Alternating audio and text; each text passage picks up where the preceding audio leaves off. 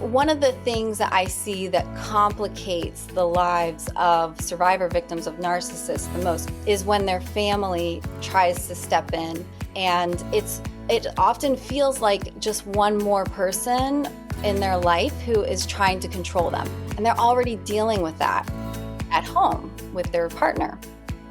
For parents in this situation, this might sound harsh, but remembering it's not about you in this moment. It's not about you. It's not about what information makes you feel better. It's about your child.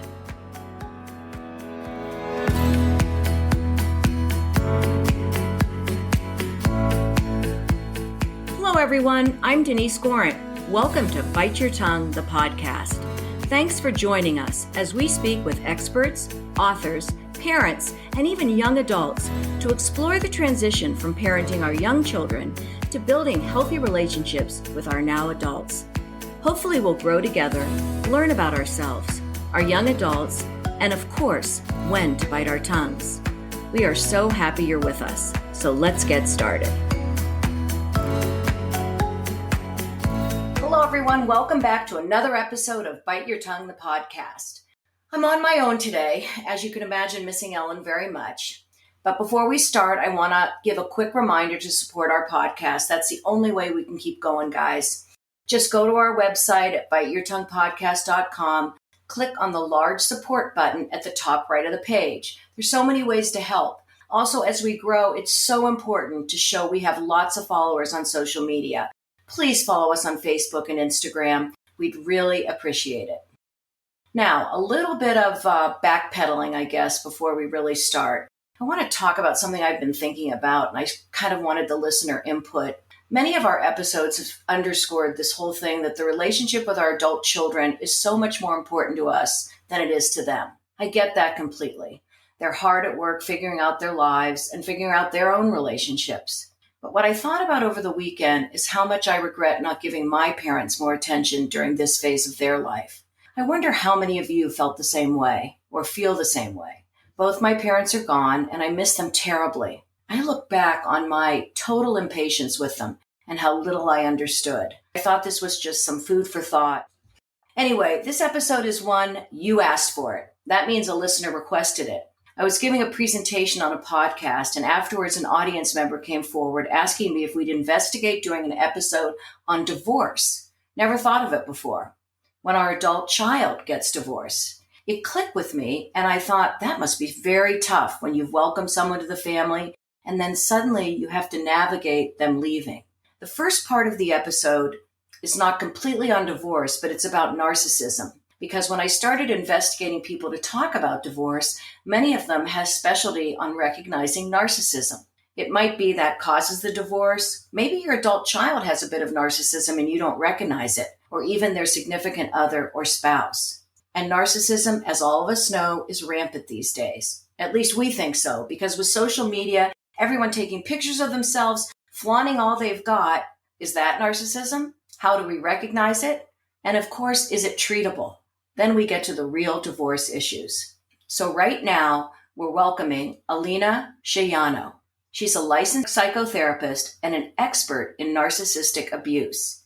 She has a new book coming out called Swimming with Sharks, Surviving Narcissistic Infested Waters. It's a guide for understanding the impact of narcissism abuse in your life. It might be in our life, but we're right now looking at it in our adult children's lives. How do we help our adult children or their significant others or partners recognize it? And it also is a big trigger for divorce. So welcome, Alina. Thank you so much, Denise. I'm so glad to be here. Great. You know, this whole narcissism thing just sort of astounds me. I've always heard of narcissism, but I never quite understood it. So can you tell us first how you became so interested in narcissistic abuse, or as you refer to it on your website, NAB? Yeah, absolutely. So how I like to describe it is I basically had breadcrumbs dropped in front of me throughout grad school. Then when I started my career, I had patients here and there come to me, and I noticed patterns where their partner was probably narcissistic. Then it kind of just became such a pattern of having these patients come in that I realized, okay, well, I guess this is supposed to be one of my specialties. Eventually, I realized I enjoyed working with them so much that I just dropped my other specialties and focused solely on narcissistic abuse. So how long have you been focusing mostly on NAB? It's been one of my specialties since I think at least 2016. It's been Okay. my primary specialty, I'd say, for the past 3 or 4 years. Let's start with what exactly is a narcissist. And what's the difference between someone with narcissistic traits and a true narcissist? And I'm just going to say, I thought about this last night when I was thinking about this interview. When I look at Instagram, TikTok, all this social media, and I see these 20 something, 30 somethings all taking pictures of themselves, even flexing their muscles, showing themselves in their bikinis, it seems very narcissistic, is it? Not necessarily, no. That fits with the classic narcissus story where, he was staring at his Mhm. reflection in the pool of water. That's not really an example. I don't know that you can even say that staring at yourself in the mirror is narcissistic. For some reason, that's become a societal definition. But, you said true narcissist. I don't even know that you can call someone a true narcissist. So, and what I'm thinking you're probably referring to is what people typically call narcissistic personality disorder, which is Right, exactly. it's a clinical diagnosis, that we use in the mental health field. But personally, I don't use that term anymore because it's a diagnosis. We technically are supposed to be in person with someone and go through an entire assessment process where we are able to diagnose them based on our interactions with that person. But in my work, I don't work with the narcissist. I work with the survivor victims of the narcissist. But still, you have to recognize that the survivor's spouse or partner is a narcissist. So how do you figure that out? What traits do you look for? Yeah, so I don't use the term NPD anymore as Okay. as a diagnosis. I more so am giving a label that describes a pattern of their narcissistic traits, their behaviors. Also, relationship dynamics is a really important piece of it. So some examples of narcissistic traits could be they're antagonistic, they're argumentative, dysregulated.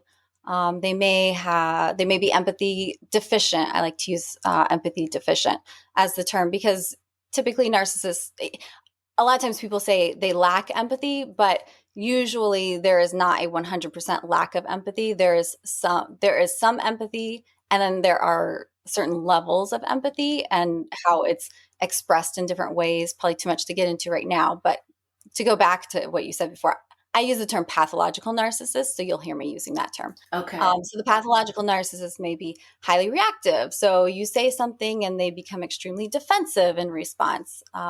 Another common trait is that they're manipulative.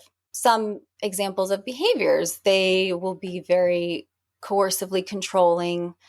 A common one that people think of is that they use charm as, that's a common behavior that you'll see that they're charming. They will regularly devalue what you say, devalue you as a person, and validate you.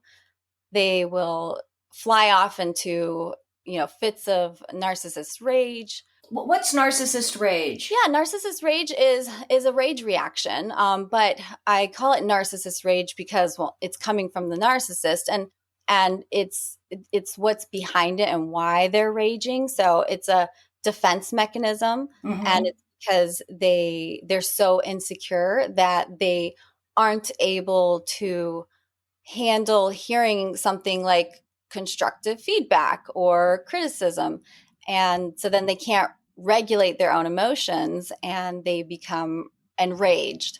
And this is separate from narcissism, but what happens in us as human beings is when we become enraged, the part of our brain that reasons almost stops working, and the more primitive instinctual part of our brain takes over.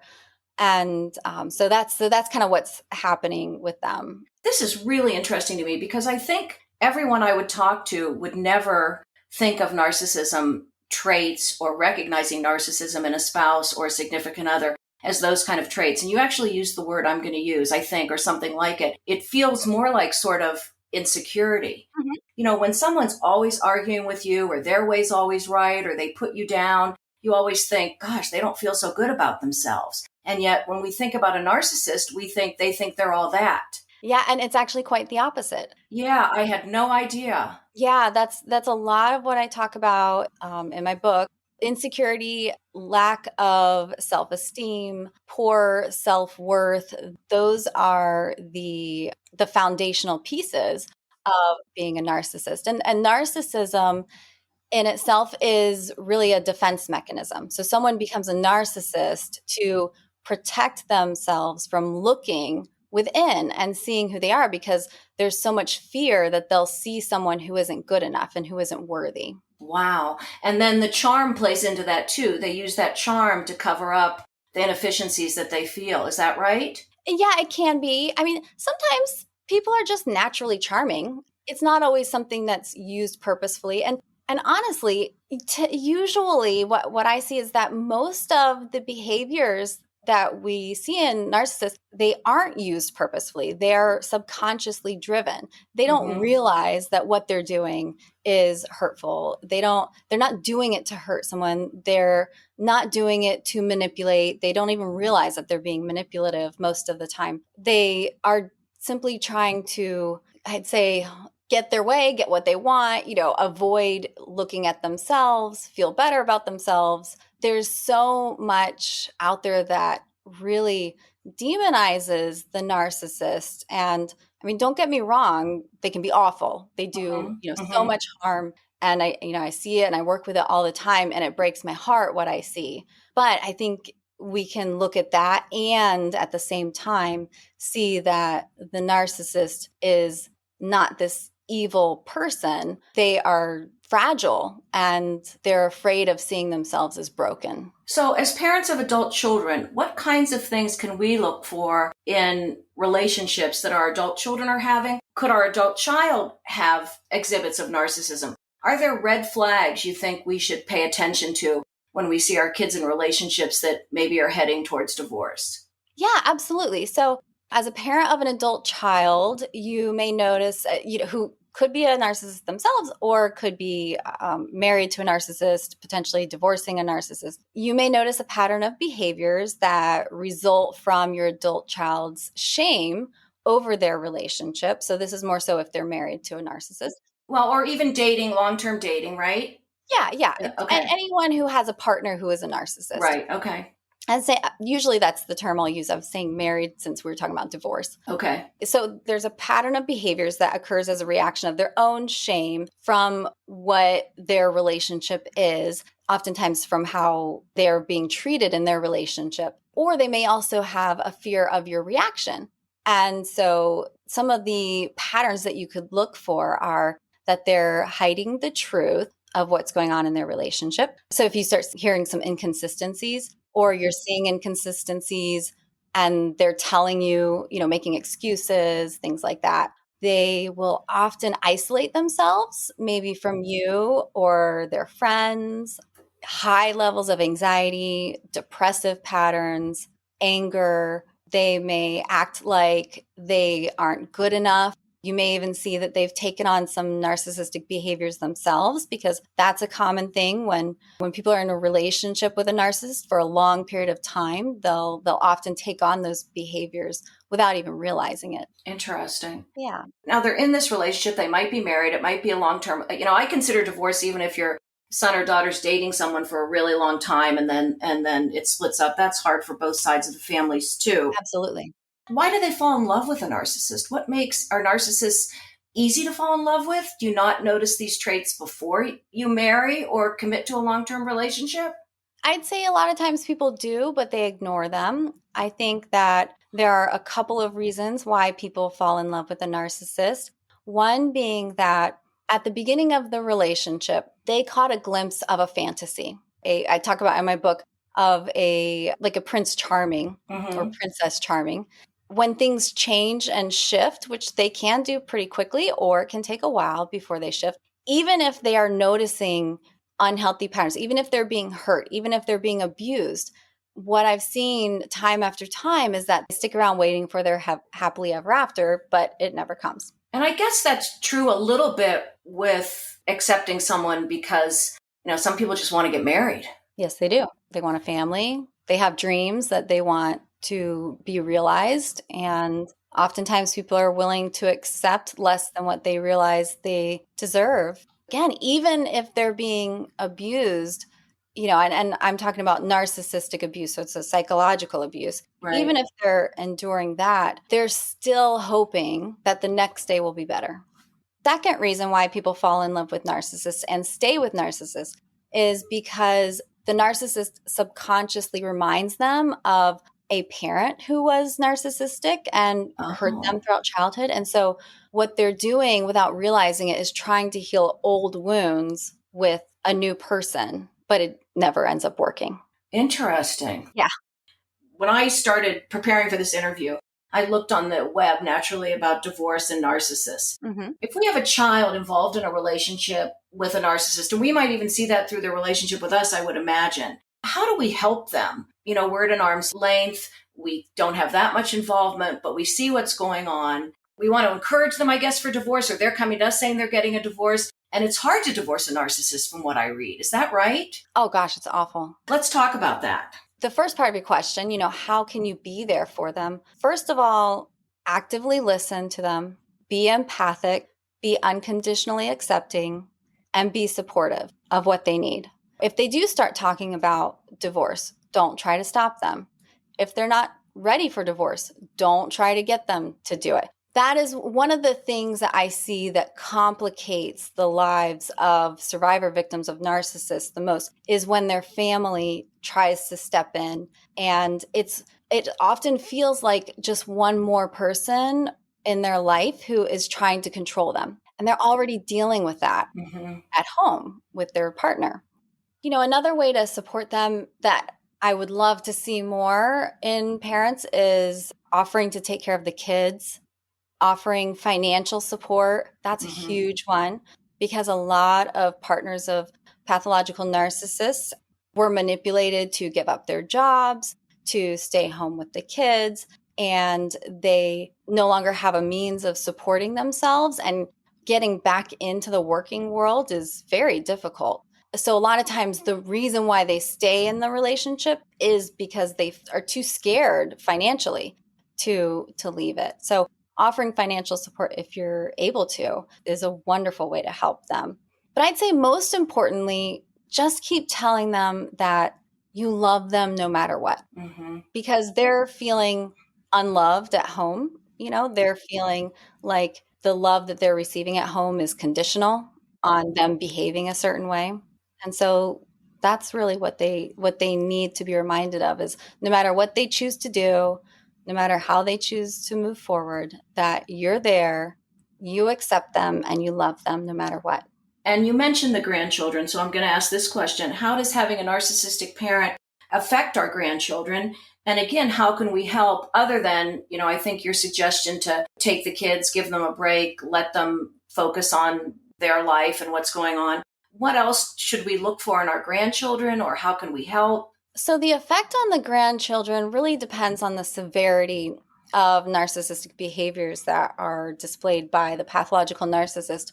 There are so many different dynamics that occur within a family where one of the parents is a narcissist. It's hard to give a blanket statement, but sometimes the parent takes more out on the children and sometimes they don't. That's certainly a factor to keep in mind. But the impact on the children is probably the most heartbreaking part of the work that I do. And the part I always wish I had more control over, because the survivor victim ends up having little to no control over how the other parent treats their child or children, especially once separation is initiated and they are having to share custody. Right. As a side note, it's very difficult to use narcissistic behaviors as a reason to limit custody. The court isn't good at recognizing that. I know there's no blanket statement, but as we're taking care of our grandchildren or they're visiting or whatever, or we're with them at holidays and we see them with their parents, I know there's no blanket statement, but any little things the kid might talk about or you might see, or might the kid be less secure or shy or afraid to say things because possibly they're being beaten down a lot? I mean, are there any little things like that that we might look for? Yeah, all of the above. Okay. They could also come across as extremely confident and Oh not gosh. be underneath. Mm-hmm, So mm-hmm. it is tough to say. I'm trying to think of patterns that I've heard from my patients when they talk about their kids. Is there any indication of how they're doing in school or anything like that? Or it could be they're not doing great or they're doing really great. Right. Yeah. Both. Mm-hmm, Yeah. mm-hmm. There is no one red flag. I mean, they could each be, well, not doing great could be a red flag, but that may not be because of what's happening at home. Mm-hmm. But maybe if they're doing great, I mean, they always say, and when your kid's doing really great and then suddenly there's this complete fall off, when there's a severe change, Mhm. might that be something to look at? It might not absolutely be narcissism from a parent, but something to think about. Yes. No, I mean, no matter what is happening, no matter what the parents are like or what is going on what you think is going on in a child's life, if there is ever a dramatic drop in school performance or Social. interest outside of school, yes, Mm-hmm. always, always look deeper into that and gently explore that. Is it ever possible for a narcissist to have a good long relationship? Well, you qualified that by saying good. um, they most certainly have lasting relationships, Oh, but okay. never healthy relationships. It's interesting. They're not capable of being healthy within themselves. So, therefore, they're not capable of interacting with their partners in a healthy way. I know that you treat the survivor, but is there ever treatment for a narcissist? There are other mental health professionals out there who treat narcissists. There's research out there. Give anything a try, of Well, I course. guess I would say if you're counseling someone and you know that they're suffering from this, do you ever encourage them to see if their spouse might get help? No, No. I Okay. don't. Okay.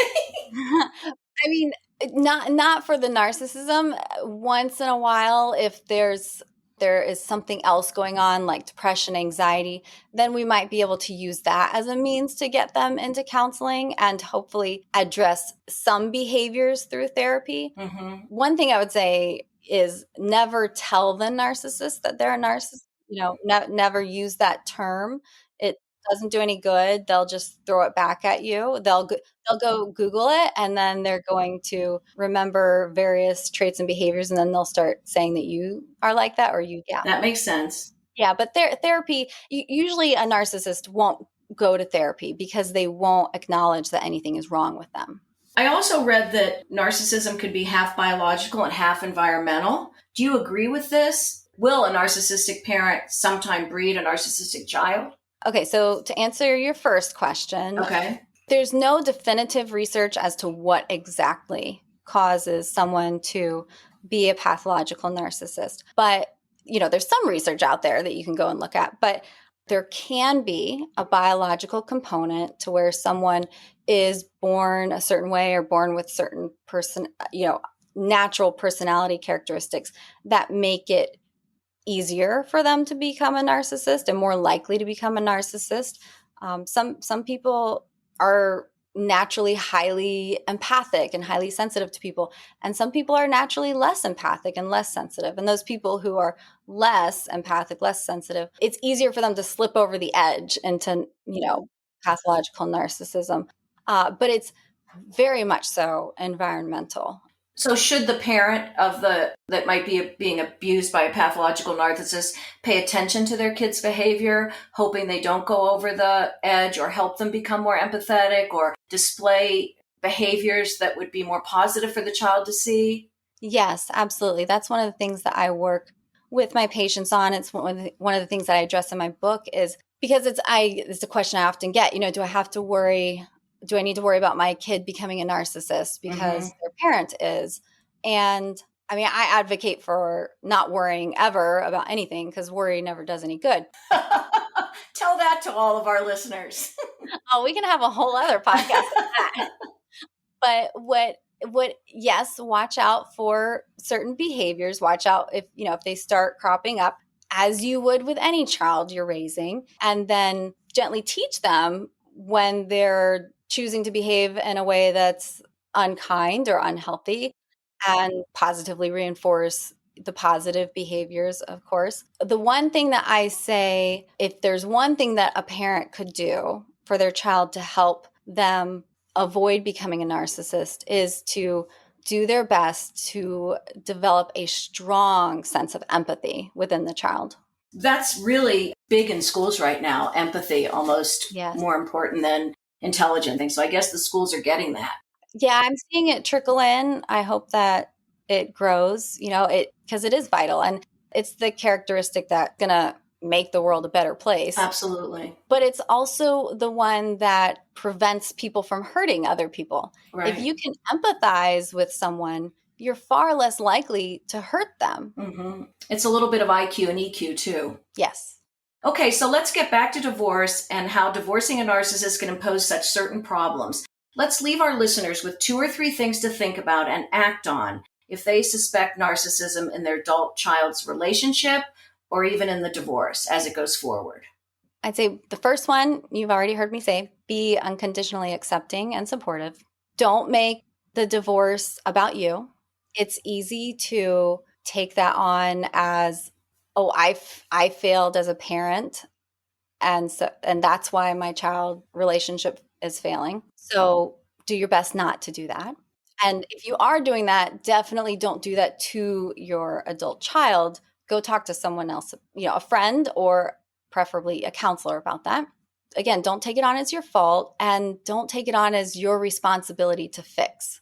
Your adult child is already dealing with enough, and they do not want to have to deal with you trying to parent them on top of everything that they're dealing with in their relationship. And that just makes it more complicated. Adult children they don't want to be. They don't want their parents to fix things for them. They just want their parents to be there for them. And love them. Yes. It just makes me think about, I think those are all great and we're going to wrap up now. But when you say don't blame yourself, I also know a lot of parents who just want to see their kids married and say things like, don't let him get away or whatever. And you get married, even though your parents not recognizing the situation. They just want to see the kid married. Oh, he's making a lot of money or she's making a lot of money. Blah, blah, blah, marry her. And gosh, harboring that guilt would be really hard if you were the one behind the scenes saying, marry this person. Yes. Yeah. Alina, I really appreciated this. I think this is such a fascinating topic and something that most of us really don't completely understand. And I don't think through this podcast we'll get it completely, but reading more about it, understanding more, and even, purchasing your book when it comes out would be a great resource for all of us. So I really appreciate your time and thank you so much. Oh, absolutely. Thank you so much for having me. And, if anyone wants more resources right now, you can go to narcissistic-abuse.org, and that will forward you to my website. Okay, that's great. And I'll put that in the episode notes and everything as well. Yes, thank you so much, Denise. Okay, thank you so much. Have a great day. So let's get on to part 2 of this episode on divorce and our adult children. You asked for it.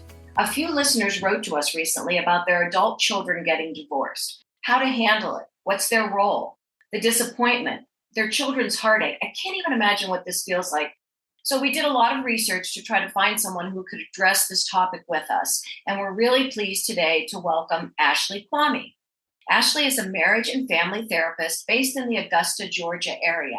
I also sort of really liked that she was in Georgia. We've had so many, experts and therapists from the coast, and I like the idea that we've got someone from the South.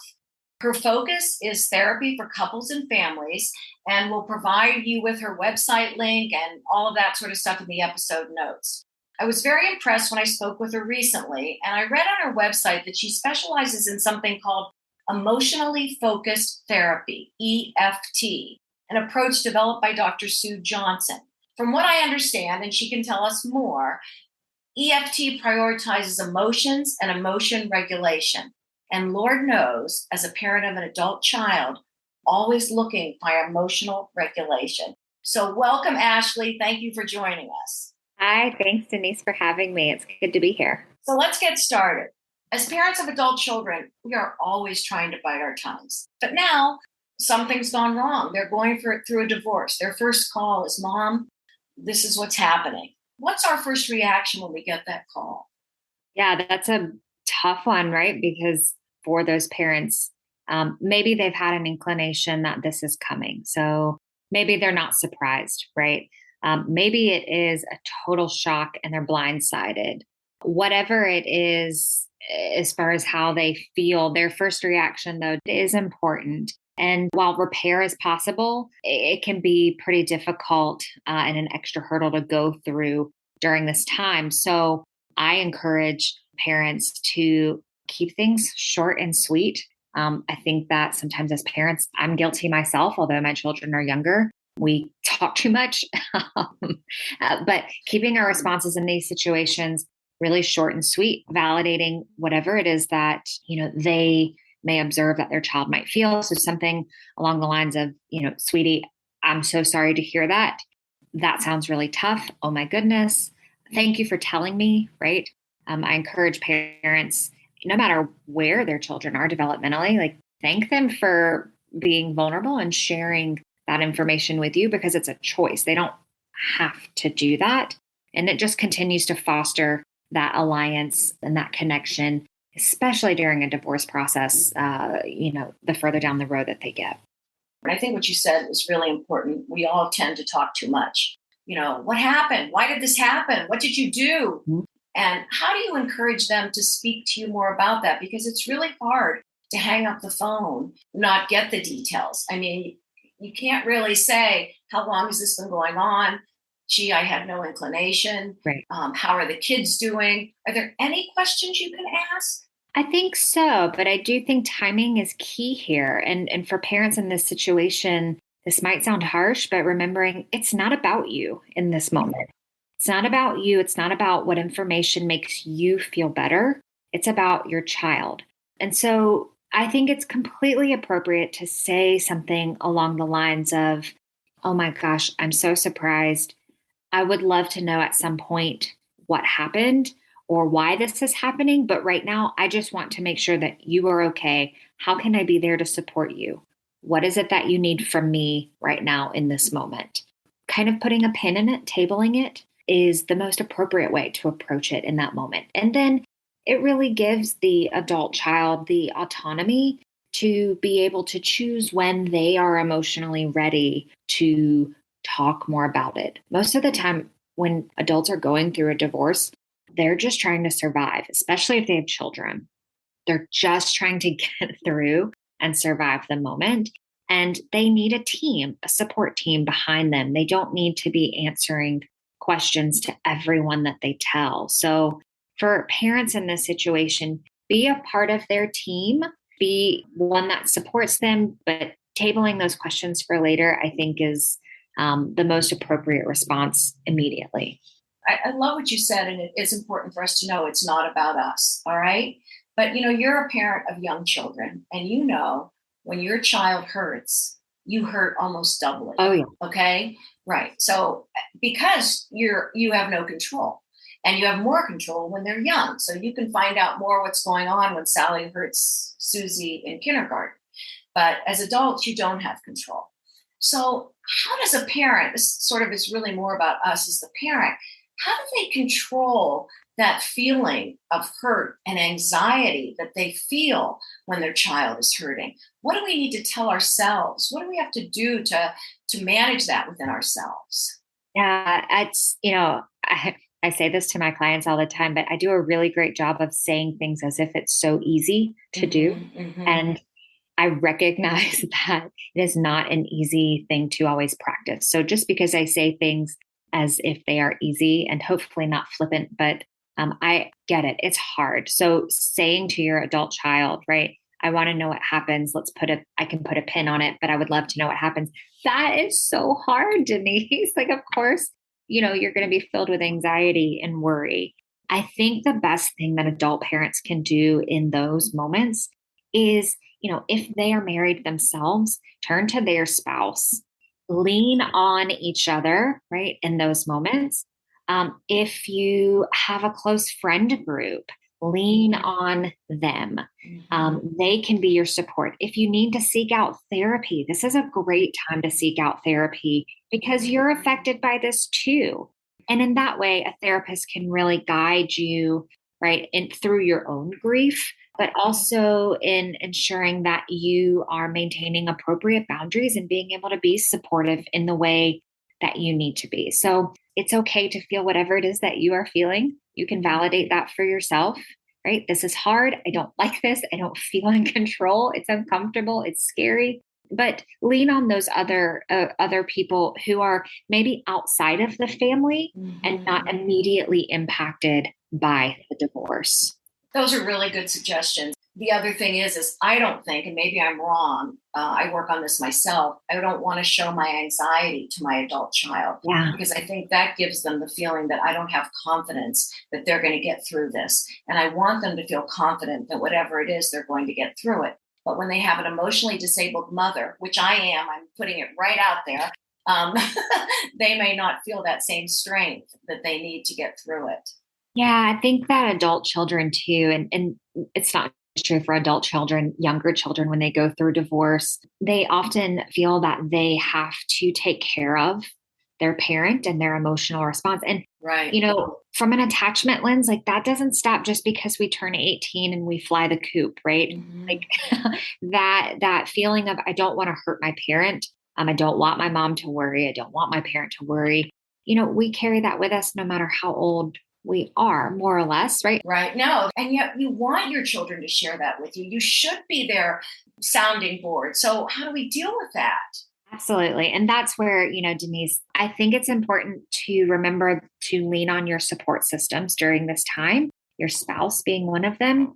I would be leery to lean on your other adult children who maybe aren't involved. They need to have their reactions too, depending upon the dynamic there. And as a parent, you need to be there for them too. So leaning on folks that are outside of the immediate family system and your spouse, going to see a therapist or clergy member, if that's something that is important to you, but doing those things to take care of yourself so that your adult child who is going through the divorce does not feel like you are one more person that they have to take care of. Yeah, you're right. You're right. It's funny because I walked with a friend this morning. We were sort of talking about that, but she and I both have similar husbands where we carry the burden of anxiety. There, everything's going to be okay. So we sort of lean on each other. Sometimes the spouse isn't the person. You're right. So many different scenarios. One, you can't stand them, so you're glad it's happened, but they have these kids. Yeah. Two, this fella or daughter-in-law was like a true member of your family. Sometimes you're like, you're the best thing that's happened to our family. Yeah. So how do you deal with these scenarios? Yeah, I think that depending upon your feelings for the other partner, one makes a big difference. Again, I go back to whatever it is that you feel, it's okay. Sometimes people feel like they place judgment on how they quote unquote should feel, right? Whatever it is that you feel, it's okay. What comes out of your mouth though is a different story. Which is why we call the podcast Bite Your Tongue. Yes, I love that. I love that. Yes. Tell my kids all the time, you don't get in trouble for what you feel. You get in trouble for what you do. Right. So whatever it is that you feel, know that it's okay. And I can't reiterate that enough because I find that sometimes clients, they feel a lot of guilt and shame around whatever it is that they do feel. And so being able to self-validate is a very important part of healing and navigating any experience. If this person was a member of your family, there's going to be some grief, there too. And that can be, I find, the most difficult part. Do we let our adult child be the leader, whether we continue a relationship with that spouse, or how does that change?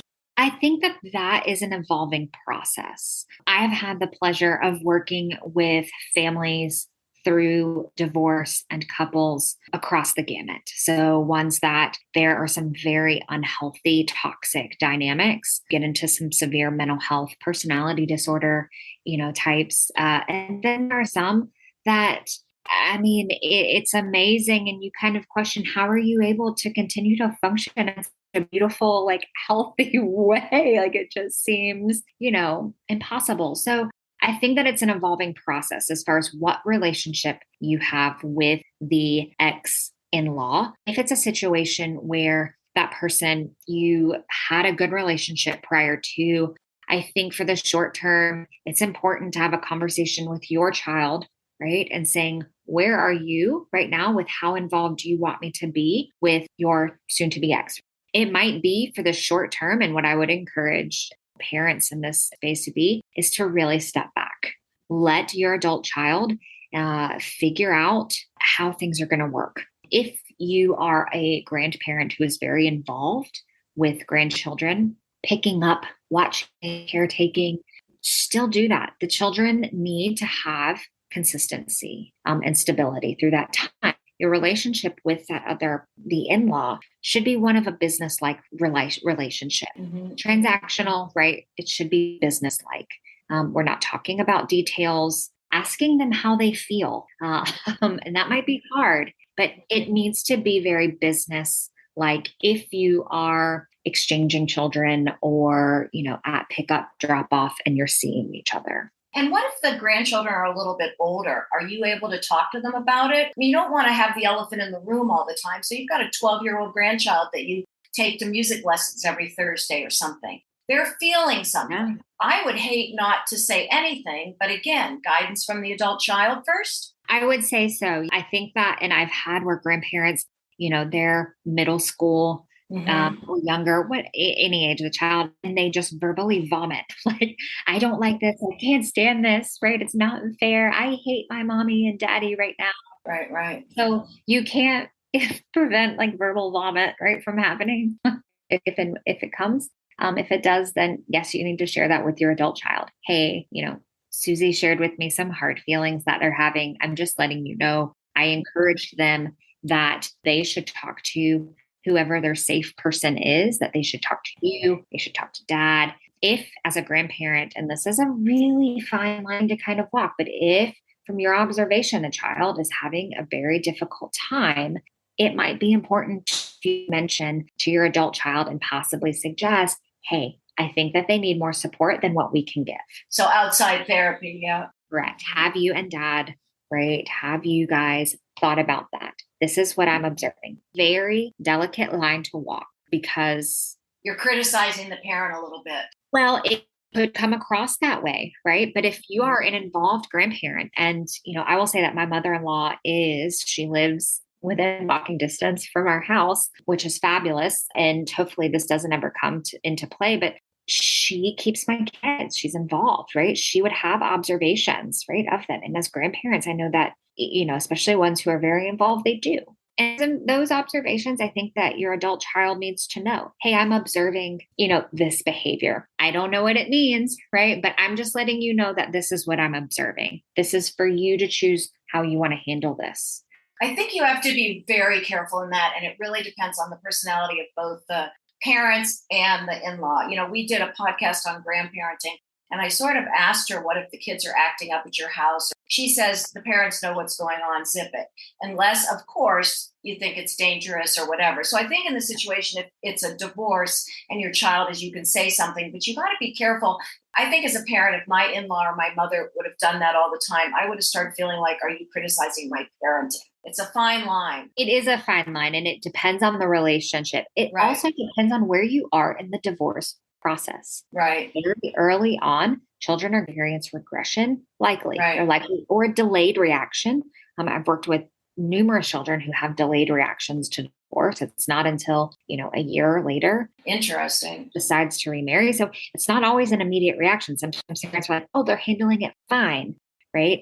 9 months later, they're like, I don't know why all of a sudden they're having such a difficult time, right? It depends too on where you are in the divorce process. How far is it? Not just from the first time that the D word is mentioned, right? But when one of the parents moves out, or when the home separates, then when the divorce becomes finalized, because oftentimes there's a temporary order that's put in place, right, too. So it can be a very drawn out process. And so where you are, I think also matters and is important for parents of adult children to be mindful of, right? What if it's your child that's caused the divorce? Oh, Had an affair, was horrible, did some gambled away 100,000, whatever it might be. Now you have to deal with not only this sadness of divorce, but this situation that your child has, I don't want to say cause. I don't know. I'm not saying this all right. How do you deal with this? You don't want to be critical. You want to be helpful. Do you want to be supportive to the spouse they're leaving? The spouse they're leaving is probably so angry. There's a lot of anger that's coming up now, particularly if it was an affair. yeah. So what do you do? Yeah, I think when we're looking at mental health issues, you mentioned addiction. Mm-hmm. So when there are severe mental health issues like addiction, and it is likely the reason for the divorce, that's tricky because your child obviously needs some mental health help. Given that they are adults, you have no control over whether they seek it out. So that is tough. As far as the relationship with the other spouse, again, that's very tricky and likely, I answer it in a way of not answering it and saying that depends. What the relationship was like, whether there are children, how old are the children. Keeping a business-like relationship, though, is something that I encourage, at least initially, and seeing how things, evolve. If it was an affair, that's a hard one. That can be a hard one, especially if you really liked and regarded, the other one as kind of your own. You want to say to your kid, what was that about? Yes. Grass may look greener for a month, but it's not going to be greener for the next 10 years. You're going to have the same issues. Yeah. I think communicating to your child that, hey, I'm hurt by what you did. Oh, okay. Your actions didn't just hurt this other person and maybe your children, but, it hurts us too. There's impact, there. And I think even encouraging them saying, hey, I hope that you can figure out what led you to having an extramarital affair. I hope that you can figure that out so that you don't repeat this pattern moving forward. But, when it comes to affairs, it's okay to be mad at your child. There's room for both emotions, right? You can be mad and angry and sad and grieving and hurt. And it's okay to hold both of them. Just in the same way that if you didn't like the other partner, you can be, relieved and you can be sad for your child that they are hurting. So holding both and, right? Is it ever appropriate? I mean, this is how I would probably approach it. And I'm sure I'm wrong. And again, you have a good relationship with both of them. You're involved with the grandchildren. Just to sit down, maybe you and your spouse, and acknowledge what happened, whether it was your daughter or the other person or whatever, and ask them, is this enough to end your marriage? Would the two of you consider counseling to try to move forward past this? It's probably none of my business, but before you cut the cord, maybe do a little bit of counseling. Now, the spouse could say, absolutely not. She really, da-da-da-da. Is it ever appropriate to say that? I think that to your child, it is. Not to both of them. I will say, I don't know. Maybe it is. It depends on the relationship. I think it would take a pretty special relationship, though, a pretty unique one in that situation. Well, look at your situation. Your mother-in-law, it sounds like you're very close to her. I am very close. Would you want? I wouldn't, if it were my mother-in-law, I would say that I probably wouldn't have an issue with it. Okay, right. However, I'm also a therapist and can understand people's intentions. Yeah. And so I don't know if, I don't know. Yeah. Part of me might also be kind of frustrated. And let's be honest, as much as I love her and, I've known her really since I was 19 years old, going on close to 20 years now. At the end of the day, that's still my husband's mom.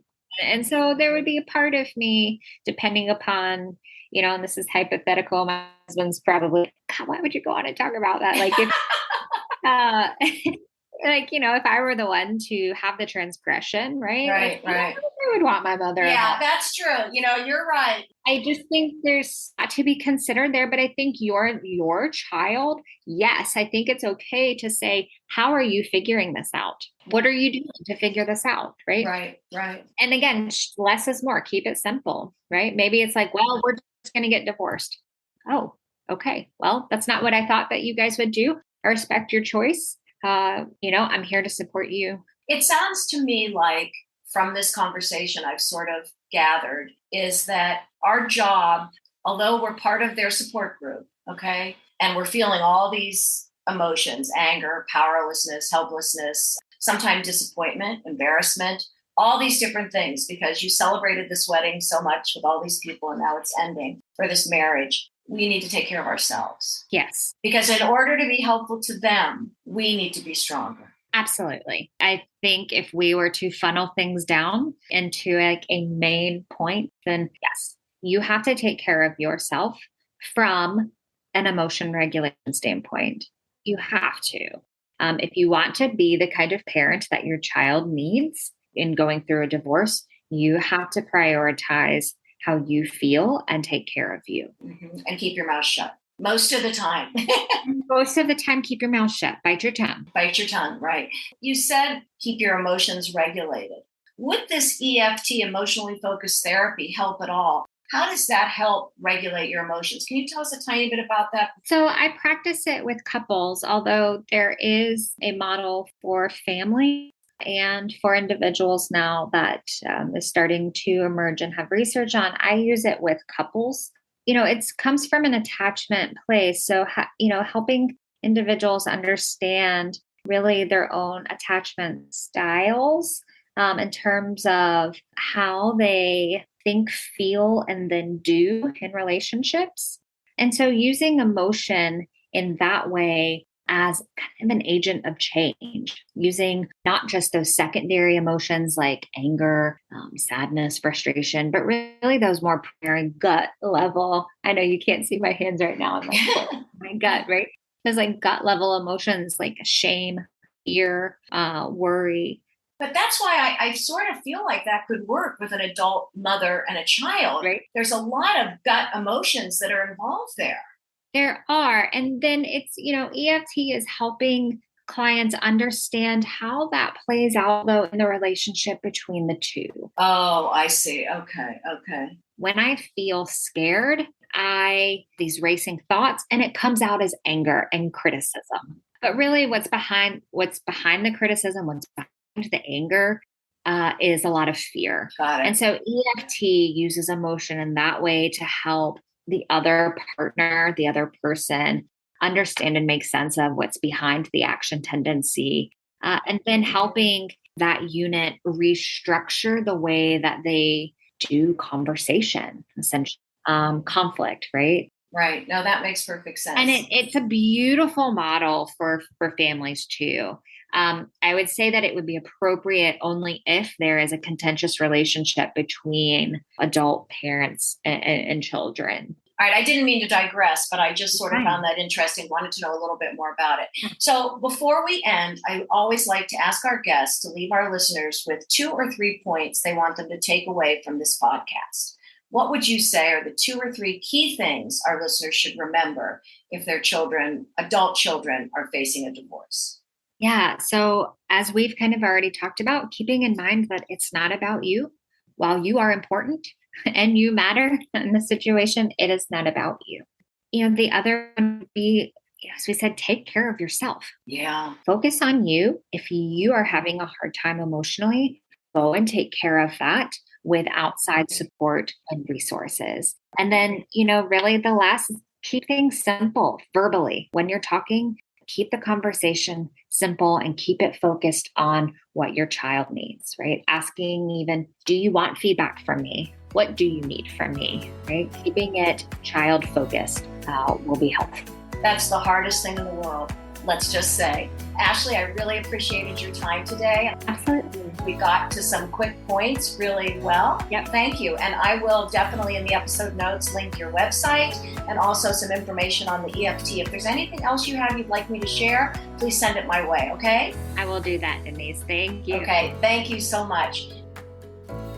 Well, that's a wrap. Thanks so much to both Ashley and Alina. I know this is a long episode, but I'm hoping you're able to listen to it in 2 parts. We all get so excited when the weddings occur, but then we're not sure what to do if our adult child is facing a divorce. And we felt it was so important to discuss some of the key reasons for divorce, including narcissism, and understanding what it really means. I certainly didn't understand it the way Alina described it. In any event, it just seems like everyone keeps telling us a couple of things. Keep our distance, offer support when needed, and take care of ourselves. I loved when Alina said, worry does nothing. It made me laugh and I thought, okay, so then why do we worry so much all the time? Anyway, thanks so much to all of you for listening. Please remember to support us on social media. Also continue to send us your ideas you'd like us to explore. Just write to us at biteyourtonguepodcast@gmail.com. Thank you again to Connie Gorant-Fisher, our audio engineer. She continues to amaze me with her talent that makes us sound so good. Happy 2023 to all of you. Stay safe. Enjoy your adult kids. But remember, sometimes you may just have to bite your tongue.